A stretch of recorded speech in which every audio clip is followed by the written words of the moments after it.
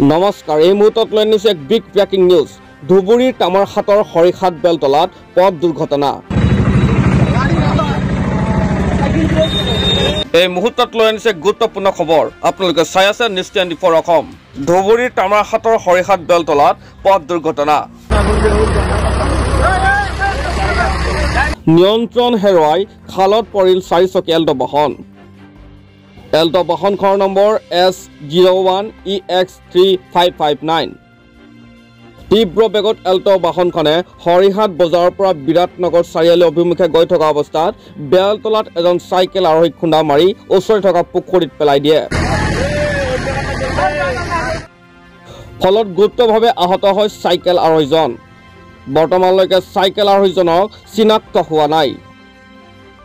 News desk report, news 24 Assam.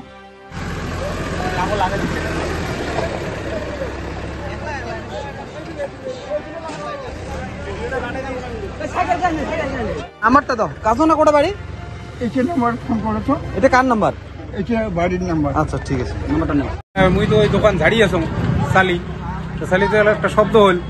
হ্যাঁ, শব্দ হলে ঘুরি দেখো ওই রাস্তার দিকে রাস্তা পাকে যে সাইকেল আর দুইজন চেংড়া আছিল এটাই উমরে এখন সাইকেল আর গাড়ি খেয়ে নামাত পড়লে। মানে গাড়িটো কোন ফালৰ পৰা আহি আছিল? এই গাড়িটো তোৰ মানে হৰিহাটৰ পৰা গোলগঞ্জ মুখে। গাড়িটো কি ৰং সাইডত আছিল নেকি? মই দেখাই নাই কিন্তু পড়িল যে এইটো চালো আর কি। আচ্ছা, বুঢ়া মানুহটো আহত হৈছে? হ্যাঁ, বুঢ়া মানুহটো ক'ত লৈ গৈছে? এতিয়া আমাৰ কাছকনা হস্পিটেল লৈ গ'ল।